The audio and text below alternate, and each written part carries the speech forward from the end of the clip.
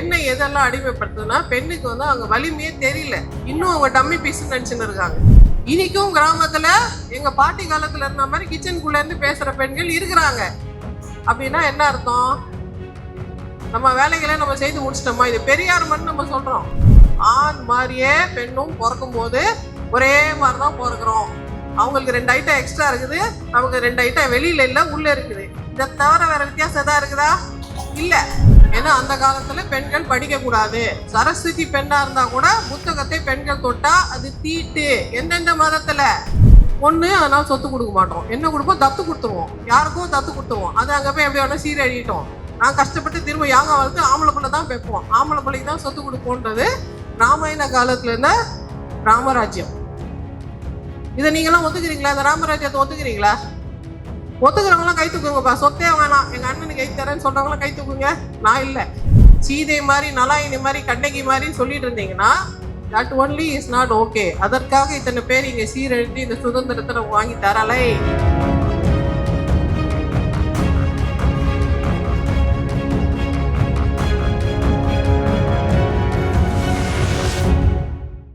இன்னைக்கு நான் இந்த நிகழ்ச்சிக்கு வர முக்கியமான காரணம் நர்மதா அம்மா தான். அவங்க இத்தனை ஆண்டுகளாக பெண்களுக்காக இவ்வளவு செய்திருக்காங்க. 500 பெண்களை ஒரே இடத்துல சேர்க்கிறதுன்றது சுலபம் இல்லை. அவங்க அவ்வளோ எஃபர்ட் போட்டு 500 பெண்கள் ஒரே இடத்துல வந்து குழுமுறதும் ஈஸி இல்லை. நீங்கள் எத்தனை வேலையை விட்டுட்டு எவ்வளோ அல்லோலப்பட்டு இங்கே வந்திருப்பீங்க இந்த டிராஃபிக்கில், இந்த வேலை பலுவில்ன்றது என்னால் ரியலைஸ் பண்ண முடியுது.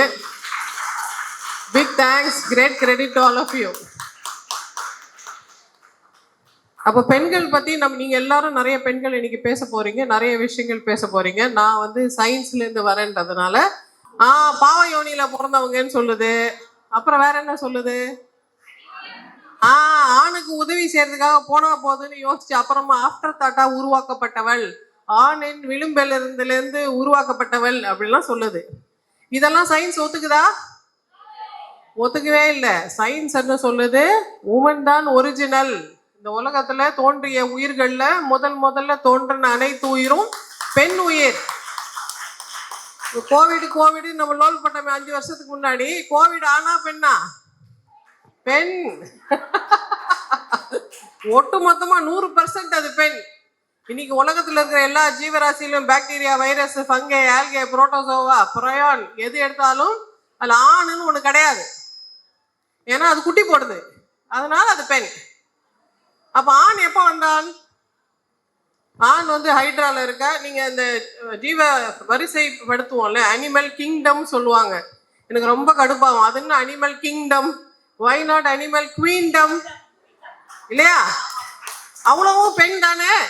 ஆரம்ப உயிர் ஃபுல்லா பெண் தானே. நீங்க என்ன கிங்டம்னு பேர் வச்சிருக்கீங்க, மாத்திக்கோங்க அப்படின்னு நான் நினைக்கிறேன். ஸோ அந்த அனிமல் குவீன்டம்ல முதல்ல உருவான அனிமல்ஸ் எடுத்துக்கோங்க. என்ன சொல்லுவோம்? பாக்டீரியா, அதுக்கு முன்னாடி வைரஸ், ஆல்கே, ஃபங்கை, லைக்கன்ஸ், இதெல்லாம் பெண். அதுக்கப்புறம் இந்த ஜைனர்கள் சொல்லுவாங்க 1 உயிர், 2 உயிர், 3 உயிர், அந்த எல்லா உயிரும் பெண்.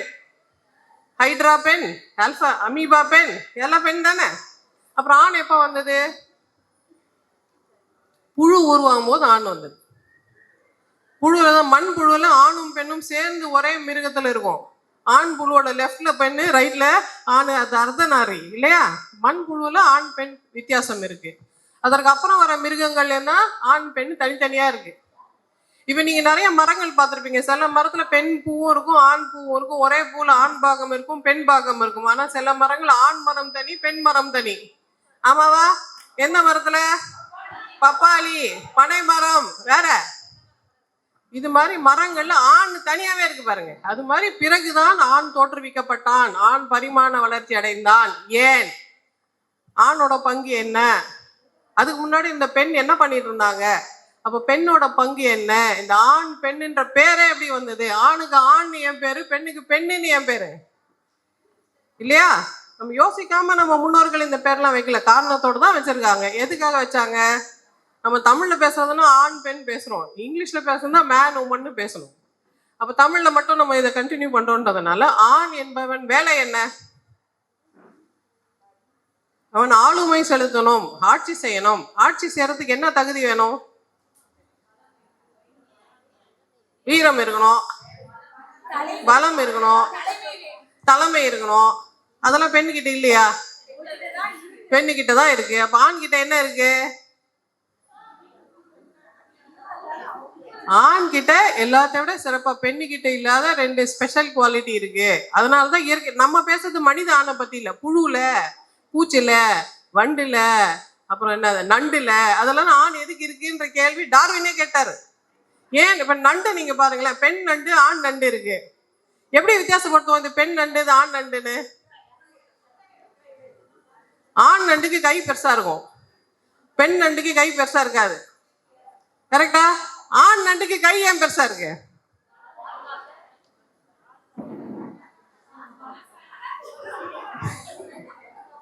ஆண் நண்டுக்கு கை ஏன் பெருசா இருக்குன்னா அது பெண் நண்டு மேல ஏறணும். இங்க தோல் பலம், புஜ பலம் பராக்கிரமமா இருக்கணும். ராமனே ஆனாலும் நம்ம எப்படி வர்ணிக்கிறோம்? புஜபல பராக்கிரம ராமான்னு ஏன் சொல்றோம்? ஷோல்டர். ஏன் ஷோல்டர்? அவ்வளவு வெயிட் தாங்குவார் அவரு, அவ்வளவு பலசாலி, அவ்வளவு திடகாத்திரமானவர். ஸோ ஆணை நாம அவரோட வலிமைக்காக தேர்வு செய்யறோம், அவருக்கு உண்டற மரபணுக்காக தேர்வு செய்யறோம். இந்த 2 காரணம். வலிமையினால மற்ற ஆண்கள்லாம் பார்த்து ஓஹோ அவங்களோட ஆளா, அப்ப அந்த பொண்ணுகிட்ட நம்ம வம்பு பண்ணக்கூடாது, அவன் தங்கச்சியா அவன் பொண்டாட்டியா அப்படின்னு சொல்லிட்டு ஆண் மூலமா பெண்களுக்கு ஒரு பாதுகாப்பு கிடைக்கிறதா பெண்கள் நினைச்சாங்க. ஆனா அது உண்மையா? அப்போ அந்த காலத்துல பெண்கள் ஆண்கள் மூலயமா நமக்கு இந்த மாதிரி ப்ரொடெக்ஷன் கிடைக்குதுன்னு நினைக்கும் போது பெண் என்ன ரோல் பிளே பண்ணாங்க? எங்க பாட்டி காலத்துல, உங்க பாட்டி காலத்துல எல்லாம் பெண்கள் என்ன ரோல் பிளே பண்ணுவாங்க? எங்க பாட்டி எல்லாம் ஆண்கள் முன்னாடி வந்து பேச மாட்டாங்க. அந்த வீட்டுல ஆண்கள் இருந்தா கிச்சன்ல இருந்தே பேசுவாங்க, வெளியில வரமாட்டாங்க. எங்களை வேற சொல்லுவாங்க, பொம்பளை பிள்ளை சிரிக்க கூடாது, பொம்பளை பிள்ளை சத்தமா பேசக்கூடாது, பொம்பளை பிள்ளை அப்படி வரக்கூடாது போகக்கூடாது, என் கூட வந்து கிச்சன்ல ஒளிஞ்சுக்கோன்னு சொல்லுவாங்க. இப்ப நம்ம எல்லாம் போய் கிச்சன்ல ஒளிஞ்சிக்கணுமா? அவங்க ஏன் கிச்சன்ல ஒளிஞ்சிட்டு இருந்தாங்க? அவங்க வாழ்ந்த காலத்துல கிச்சன்ல ஒளிய வேண்டிய அவசியம் இருந்தது. அவங்க வாழ்ந்த காலம் எப்படிப்பட்ட காலம்? கல்வி இல்ல. அவங்க இங்கிலீஷ் மீடியம்ல இங்கிலீஷ் ஸ்கூல்ல எல்லாம் படிச்சாங்க, ஆனாலும் கிச்சன்ல தான் ஒளிஞ்சுப்பாங்க. எங்க பாட்டி எல்லாம் அந்த காலத்துல குதிரை எல்லாம் ஓட்டினாங்களாம். அந்த ஜப்பான்காரன் வந்து குண்டு போடுறான்றதுனால குதிரையில ஏதோ ஒரு படை வச்சிருந்தாங்களாம். லோக்கல் பீப்புள்லாம் சேர்ந்து போலீஸ் ப்ரொடெக்ஷன் மாதிரி இவங்களே இண்டிபெண்டா வாலண்டியர் டீம் ஒன்று வச்சிருந்தாங்களாம். அதுல குதிரை ஓட்டினவங்க எங்க பாட்டி. ஆனா கிச்சன் பின்னாடி தான் இருப்பாங்க. ஏன் சொல்லுங்க? நல்ல குடும்பத்து பெண்கள்லாம் கிச்சனுக்குள்ளதான் இருக்கணும், நல்ல பொண்ணெல்லாம் கிச்சனுக்குள்ளதான் இருக்கணும். நீ குதிரையே ஓட்டினாலும், நீ இங்கிலீஷ் படிச்சாலும், இங்கிலீஷ் படிச்சாலும் இந்த தமிழ்நாட்டுல பொண்ணு எப்படி இருக்கணும்? இப்படிதான் இருக்கணும். எப்படி? கிச்சனுக்குள்ள. அப்ப கிச்சனுக்குள்ள எங்க பாட்டி இருக்கிற மாதிரி எங்க அம்மா இல்ல. அடுத்த ஜெனரேஷன்ல ஒரு மாற்றம் வந்தது. ஏன் மாற்றம் வந்தது? கல்வினால மாற்றம். கல்வி எப்படி வந்தது? கல்வி ஈஸியா வந்ததா? ரொம்ப கஷ்டப்பட்டு வந்தது. கல்வி யார் கொடுத்தா நமக்கு? காமராசருக்கு முன்னாடி காமராசருக்கே கல்வி யார் கொடுத்தா? பெரியார் கொடுக்கல. பெரியாரே 5வது தான் படிச்சாரு. டாக்டர் அம்பேத்கர். அம்பேத்கருக்கு யார் கல்வி கொடுத்தா?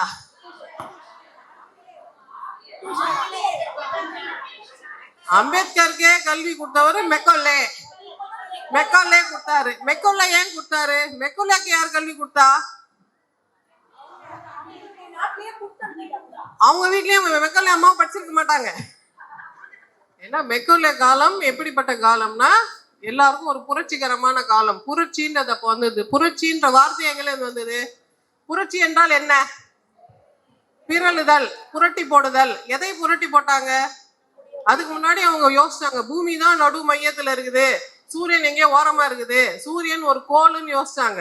அதுக்கப்புறம் அவங்க சொன்னாங்க, இல்ல சூரியன் தாங்க நடு சென்டர்ல இருக்குது, அதுதாங்க ஸ்டாரு, நம்ம அது சுத்துறோம்னு சொன்னதுதான் முதல் புரட்சி.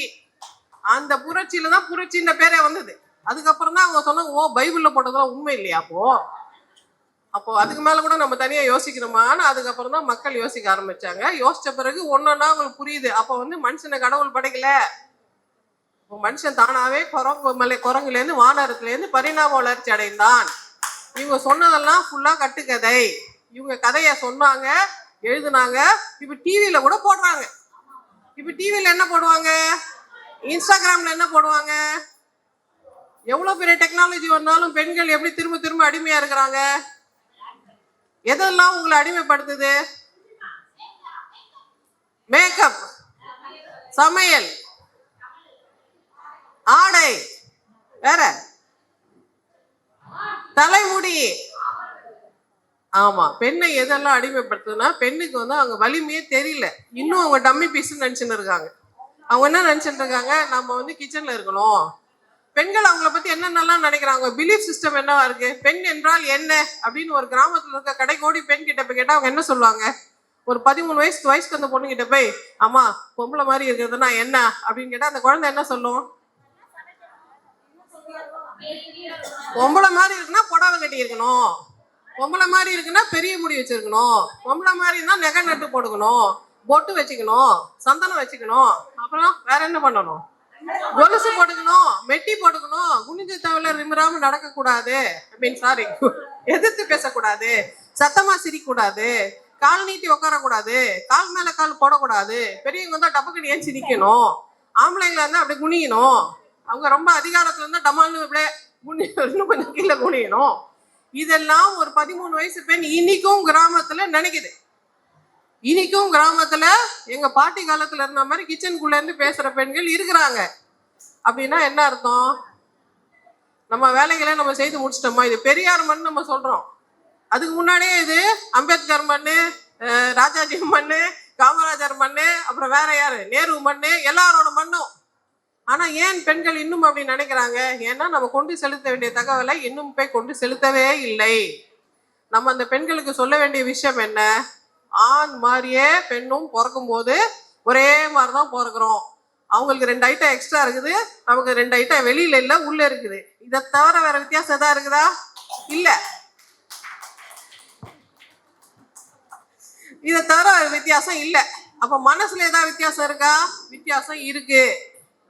மனசுல வித்தியாசம் இருக்கு, நரம்பு அமைப்புல வித்தியாசம் இருக்கு. என்ன வித்தியாசம் இருக்கு, பெண்களுக்கு மொழி ஈஸியா வரும். எந்த மொழியை நீங்க எடுத்தாலும், ஜாப்பனீஸ் எடுத்துக்கோங்க, இங்கிலீஷ் எடுத்துக்கோங்க, தமிழ் எடுத்துக்கோங்க, கவிதை எழுதுறது யாரா இருக்கும், பெண்ணாதான் இருக்கும். இயக்கங்களை ஆரம்பிக்கிறது யாரு, இப்ப நர்மதா மேடம் இயக்கம் ஆரம்பிச்சிருக்காங்கல்ல, முதல்ல பக்தி இயக்கத்தை ஆரம்பித்தது யாரு, காரைக்கால் அம்மையார். ஆனா அவங்க எப்படி எழுதுவாங்க, பக்தி இலக்கியத்தை ஆரம்பிச்சவர் நம்மாழ்வார். அதுக்கு முன்னாடியே காரைக்கால் அம்மா ஆரம்பிச்சாங்களே, ஏமா அது உனக்கு தெரியல, ஏன்னா பெண்கள் அதை பத்தி பேசுறது இல்லை. பெண்கள் இன்னமும் என்ன நினைக்கிறாங்க, பெண்கள் மறுபடியும் விழுந்து போறதுக்கு காரணம் என்ன, ஏன்னா அவங்களுக்கு அவங்களோட மரியாதையே தெரியல. பெண்களுக்கு சுயமரியாதை இல்லை, அவங்கன்னா யாருன்னே அவங்களுக்கு தெரியல. அப்ப பெண்கள்னா யாரு, நம்ம தான் ஞாபகப்படுத்தணும். பெண்கள்னா யாரு, நம்ம ஏற்கனவே சொல்லிட்டோம், ஆணுக்கு உடல் அளவில் சமமானவள், மனதளவில் வித்தியாசமானவள், மரபணுவில் வித்தியாசமானவள். மரபணுவில் என்ன வித்தியாசம், நமக்கு 2 X குரோமோசோம் இருக்கு, அவங்களுக்கு ஒரு Y குரோமோசோம் இருக்கு. 2 X குரோமோசோம் பெருசா, ஒரு Y பெருசா, ஏன் 2 X பெருசு,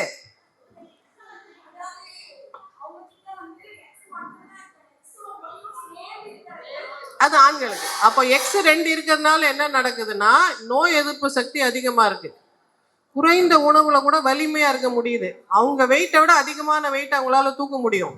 நிறைய விதங்கள்ல இது ரொம்ப வலிமையான மாடல். ஆண் எப்படிப்பட்ட மாடல், அது கொஞ்சம் பலகீனமான மாடல், சீக்கிரமா நோய் வந்துடும். ஆம்பளை பசங்க வளர்த்த பெண்களுக்கு தெரியும், எல்லா விதமான நோயும் முதல்ல ஆம்பளை பிள்ளைக்கு தான் வரும். அதுக்கு எத்தனை முட்டை கொடுத்தாலும் அதுக்கு நோய் வந்துடுது. ஏன் வருது, ஏன்னா இயல்பிலேயே அவனோட அந்த இம்யூன் சிஸ்டம் கொஞ்சம் பலவீனமானது. அதனால நம்ம பாட்டி சொன்னாங்க, ஜான் புள்ளனால ஆண் புள்ள 2 முட்டை எக்ஸ்ட்ரா அவன் சாப்பிட்டோம் அப்படின்னு சொன்னாங்க. அவன் ஸ்பெஷல்ன்றதுனால இல்லை, அவன் பலகீனமானவன் அப்படின்றதுனால நம்ம ஸ்பெஷல் கேர் கொடுத்தோம். அப்புறம் சொத்தெல்லாம் அவனுக்கு கொடுத்துருவாங்க. ஏன் கொடுத்தாங்க, உங்களுக்கு இந்த கதை தெரியுமான்னு தெரியல. ராமாயணத்தோட ஒரிஜினல் பேர் என்ன தெரியுமா, ராமாயணம்ன்றாங்களே, வால்மீகி எழுதும்போது அது பேர் ராமாயணம் இல்லை, அது பேர் என்ன தெரியுமா, யாருக்கா தெரியுமா, கை தூக்குங்க. வால்மீகி எழுதின அந்த காவியத்தின் பேர் சீதாயா சரிதம் மகத்து. என்னது, சீதாயா சரிதம் மகத்து, மகத்துவமான சீதாவோட சரித்திரம் தான் வால்மீகி அதுக்கு பேர் வச்சாரு. ராமாயணம் யார் மாத்தினது, கம்பர் மாத்தினார். யார் மாத்தினது, கம்பர். நம்ம என்ன சொன்னோம், கம்பர் தமிழரை போய் நீங்க குறை சொல்றீங்களே, நீ ஏன் தப்பா பேர் வச்ச, அவர் சீதாயா சரித்தம் தானே பேர் வச்சாரு, நீ சீதாயா சரித்தம் தானே தமிழ்ல எழுதியிருக்கணும், நீ ஏன் கம்ப ராமாயணம் மாத்தி எழுதுன, ராமாயணம் நீ ஏன் எழுதுன, ஏன்னா நீ ராஜாக்கு ஜால்ரா அடிச்ச, ராஜா ஏன் ஜால்ரா கேட்டாரு? உங்க ராஜாவுக்கு அறிவில்லை. உங்க ராஜாவுக்கு அறிவில்லை. நான் ஏன் சொல்றேன், பெண்ணின் கூந்தலில் மனம் இருக்குமா இருக்காதான்றதுக்கு 1000 பொற்காசு கொடுக்குறாரு. நம்ம அண்ணன் தம்பி யாராவது 1000 பொற்காசு இது கொடுத்தா நம்ம என்ன சொல்லுவோம்? டே காசு நிறையா இருந்தா என்கிட்ட கொடுறா, என்னடா 1000 பொற்காசு இதுக்கு போய் வேஸ்ட் பண்ற, அறிவு இருக்காடா உனக்குன்னு நம்ம கேட்போம்ல. அந்த ராஜாக்கு ஏன் யாரும் கேட்கல? அந்த ராஜா இந்த மாதிரி தான் சொல்லுவாரு. அதுக்காக கம்பரு ராமாயணத்தோட அந்த கதையோட பேரே மாத்தலாமா? அப்ப சீதாயா சரித்த மகத்தின் பேரை மாத்திட்டாங்களா? அப்ப இது மாதிரி நிறைய பெண்களுக்கு எதிரான தப்பான விஷயங்கள் நடக்கும்போது இதை தட்டி கேட்க வேண்டிய இடத்துல யார் இருக்கணும்? பெண்களுக்கு அது தெரியுதா? ஏன் தெரியல? ஏன்னா அந்த காலத்துல பெண்கள் படிக்க கூடாது. சரஸ்வதி பெண்ணா இருந்தா கூட புத்தகத்தை பெண்கள் தொட்டா அது தீட்டு. எந்தெந்த மதத்துல? இந்துவிசம்ல தீட்டு, கிறிஸ்டியானிட்டியில தீட்டு, பார்சியில தீட்டு, சமணத்துல தீட்டு, ஜைனத்துல கூட தீட்டு. இஸ்லாம்ல மட்டும்தான் பெண்கள் புத்தகத்தை தொடலாம். ஏன்னா இஸ்லாம்ல மட்டும்தான் பெண்கள் அரபிக் ஓத சொல்லி தருவாங்க குழந்தைகளுக்கு. இஸ்லாமிக் பெண்களுக்கு ஏற்கனவே சொத்துரிமை இருந்தது. இந்து பெண்களுக்கு சொத்துரிமை எப்போ வந்தது? அதுக்கு முன்னாடி இந்து பெண்களுக்கு ஏதாவது மரியாதை இருந்ததா? சீதாயா சரித்தம் மகத்து தான் எழுதுனாங்க. அதுக்கப்புறம் பெண்கள் நிலைமை என்ன ஆச்சு? ஏற்கனவே சொன்ன மாதிரி காரைக்கால் அம்மையார் இருட்டடிப்பு செய்தினோம், சீதையை இருட்டடிப்பு செய்தினோம். கண்ணகி கூட நம்ம எது கொண்டாடுறோம்? கண்ணகி எது கொண்டாடுறோம்? ராமாயணத்துல இன்னொரு கிளை கதை என்னன்னா, ராமனுக்கு ஆக்சுவலி சொத்தே வந்திருக்க கூடாது. ராமனுக்கு சாந்தான்ற பேர்ல ஒரு அக்கா இருக்காங்க. அது உங்களுக்கு தெரியுமா? தசரதருக்கும் கௌசல்யாவுக்கும் பிறந்த கௌசல்யா சுப்ரஜா, ராமா இல்ல, கௌசல்யா சுப்ரஜா சாந்தா. சாந்தாக்கு ஏன் சொத்து கொடுக்கல? ஏன் கொடுக்கல? ஒண்ணு, அதனால சொத்து கொடுக்க மாட்டோம். என்ன கொடுப்போம்? தத்து கொடுத்துருவோம். யாருக்கும் தத்து கொடுத்துருவோம். அது அங்க போய் எப்படி வேணா சீரழிட்டோம். நான் கஷ்டப்பட்டு திரும்ப யாங்க வளர்த்து ஆம்பளை பிள்ளை தான் வைப்போம், ஆம்பளை பிள்ளைக்கு தான் சொத்து கொடுப்போன்றது ராமாயண காலத்துல இருந்த ராமராஜ்யம். இதை நீங்களாம் ஒத்துக்கிறீங்களா? இந்த ராமராஜ்யத்தை ஒத்துக்கிறீங்களா? ஒத்துக்கிறவங்களாம் கை தூக்குங்கப்பா. சொத்தே வேணாம், எங்க அண்ணனுக்கு கை தரேன்னு சொல்றவங்களாம் கை தூக்குங்க. நான் இல்லை. யாரும் கொடுக்க மாட்டீங்கல்ல? அப்ப இந்த மாதிரிலாம் ஏமாந்த பெண்களை திரும்ப மீட்டு உருவாக்குறதுக்கு நிறைய பேர் முயற்சி செய்திருக்கிறாங்க. நான் சில பேர் மட்டும் சொல்றேன். முதல்ல நமக்கு இந்த மீட்சியை திரும்ப மீட்டு உருவாக்கின நபர்கள் யாருன்னு உங்களுக்கு ஏதாவது ஐடியா இருக்குதா? நான் சொல்றது தமிழ்நாட்டில் இருக்கிற பெண்கள். எங்க பாட்டி மாதிரி பெண்களுக்கு சுதந்திரம் கொடுத்தது யாரு? முதல்ல நான் ஏற்கனவே சொன்னேன், மெக்கோலே எப்படி சுதந்திரம் கொடுத்தாரு? அனைவருக்கும் கல்வி, ஆண் பெண் வித்தியாசம் இல்லாமல் அனைவருக்கும் சமமான கல்வின்ற கதவுகளை திறந்தது லார்ட் மெக்கோலே. அதுக்கப்புறம் என்னாச்சு? அதுக்கப்புறம் பெண்களுக்கு சுதந்திரம் யார் கொடுத்தா? நம்ம பேசும்போது நல்லா வீரமா பேசுவோம். பெண்களுக்கு சுதந்திரம் யார் கொடுக்கணும்? நாங்களே எடுத்துப்போம், நாங்க பிறக்கும் போதே சுதந்திரமா தான் போனோம், நம்ம நைஸா சொல்லுவோம். ஆனா நம்ம ஊர்ல நமக்கு சுதந்திரம் கொடுத்தாங்க, நாம எடுத்துக்கல. இன்னும் நிறைய பேர் எடுத்துக்கல. சுதந்திரம் கொடுத்தா கூட எடுத்துக்க தெரியாம, யூஸ் பண்ண தெரியாம தான் நம்ம இருக்கிறோம். நெக்ஸ்ட் யார் கொடுத்தது சுதந்திரம் இந்த லிஸ்ட்ல? நான் ஏற்கனவே சொன்ன மாதிரி இதுக்கு முன்னாடி பக்தி இலக்கியங்கள்ல பெண்களை சேர்த்துக்கிட்டாங்க. பசவண்ணா சேர்த்துக்கிட்டாரு, கபீர் பெண்களை சேர்த்துக்கிறாங்க. பெண்கள் இல்லாமல் பக்தி இயக்கம் இல்லை. நிறைய பக்தி இயக்கங்களை பெண்கள் இருக்கிறாங்க. அதற்கப்புறம் என்னாச்சு? இதுக்கு முன்னாடி அப்புறம் மெக்கலே வந்தாரு. மெக்கலேக்கு அப்புறம் ஜஸ்டிஸ் பார்ட்டி வந்து பெண்களுக்கு இடஒதுக்கீடு கொடுத்தாங்க, பெண்களுக்கு முன்னுரிமை கொடுத்தாங்க, கல்வியில உரிமை கொடுத்தாங்க. அதுக்கப்புறம் என்னாச்சு? முத்துலட்சுமி ரெட்டி மாதிரி பெண்கள்லாம் படிக்க வந்தாங்க. அதற்கப்புறம் எலெக்ஷன்ல நிக்கணும்னா எதுக்காக முத்துலட்சுமி ரெட்டி நிக்கணும்? மூவலூர் ராமாமிர்தம் ஏன் நிக்கல? மூவலூர் ராமாமிர்தம் டிகிரி படிக்கல, முத்துலட்சுமி தான் டிகிரி படிச்சிருந்தாங்க. கரெக்டா? அப்ப பெண்களுக்கு படிப்பு இருந்தாதான் ஆணுக்கு நிகரான மரியாதைன்னு இருந்தது. அதனால பெண்கள் படிக்க ஆரம்பிச்சாங்க. படிக்க ஆரம்பிச்ச பிறகு பெண்கள் போதுமான அளவுக்கு மரியாதையோட நடந்துக்கிறாங்களா? இன்னைக்கும் படிக்கிற காலேஜ்ல, மெடிக்கல் காலேஜ்ல, இன்ஜினியரிங் காலேஜ்ல, லா காலேஜ்ல படிக்கிற பெண்கள் தங்களுக்கு உண்டான மரியாதையோட நடந்துக்கிறாங்களா? நீங்களாம் படித்த பெண்கள் தானே, உங்களுக்கு மரியாதை இருக்கா? ஏன் இல்லை? ஏன்னா நீங்க மரியாதையோட நடந்துக்கிறது இல்லை. என்ன நடந்தாலும் சாய்ந்து கொள்ள தோல் வேணும். என்ன வேணும்? சாய்ந்து கொள்ள தோல் வேணும். உனக்கு 2 தோல் இருக்குது, உனக்கு தெரியாதது? உங்க பாட்டிக்கெல்லாம் எத்தனை பசங்க? 10 பேரு, 8 பேரு, 12 பேர், 12 குழந்தைகளை சுமந்த தோல் அது. 12 குழந்தைகளை தாங்கி பிடித்த தோல் அது. உங்களுக்கு 2 தோல் இருக்குல்ல, 2 பசங்களை தானே சுமக்கிறீங்க. மீதி 8 பசங்களுக்கு, 12 பசங்களுக்கு, 10 பசங்களுக்கு இடம் இருக்குல்ல, அதை வச்சு நீங்க என்ன பண்ணீங்க? அப்போ இந்த இடத்துல தான் நான் நர்மதா மேடம்னு ரொம்ப பாராட்டுறேன். இப்போ எங்கள் பாட்டி காலத்தில் அவங்க பாட்டி காலத்தில் 12 குழந்தைங்களை பெற்று வளர்க்க முடியும். 12 குழந்தைங்க, ஆளுக்கு 12 குழந்தைன்னா எத்தனை ஜனத்தொகை, ஊரே அது. ஆனால் இன்னைக்கு 2 குழந்தை தானே பெற்றுக்கிறோம். சமையல் ஈஸியாக தானே இருக்கு, வேலை பளு கம்மியாக தானே இருக்கு, நமக்கு நிறைய எக்ஸ்ட்ரா டைம் இருக்குல்ல. அதை வச்சு நம்ம என்ன பண்ணுறோம்? வெட்டியாக டிவி பார்க்குறோம், வெட்டியாக கதை பேசுகிறோம், ஊர் கதை பேசுகிறோம், ஊர் நியாயம் பேசுகிறோம், சுதந்திரம் இருந்தும் தப்பாக பயன்படுத்துகிறோம். ஆனால் நர்மதா மேடம் மாதிரி ஆட்கள் என்ன பண்ணுறாங்க? இன்னும் ஒரு ஊரை கட்டி மேய்க்கிறாங்க, தலைமை பண்போடு நடந்துக்கிறாங்க, இவ்வளோ பேரை கூப்பிட்டு அவங்களுக்கு என்ன செய்யணும்னு யோசிக்கிறாங்க. கரெக்ட். நமக்கு இளமை இருக்குது, வயசு இருக்குது, எல்லாம் இருக்குது, நம்ம என்ன பண்ணுறோம்? வீணடிக்கிறோம். அப்போ நாம் மற்ற ஆண்களை குறை சொல்கிறதுக்கு முன்னாடி நம்ம என்ன யோசிக்கணும்? நமக்கு சுதந்திரம் கொடுத்தாங்க, நமக்கு ஃப்ரீயாக கிடச்சிது. நமக்கு ஒரு பெரியார், ஒரு அம்பேத்கர், ஒரு நேரு நமக்கு சுதந்திரம் கொடுத்துட்டாங்க. கிடைச்ச சுதந்திரத்தை என்ன பண்ணுறோம்? வீணடிக்கிறோம். அப்போ அந்த அந்த மதவாதிகள் என்ன சொல்லுவாங்க?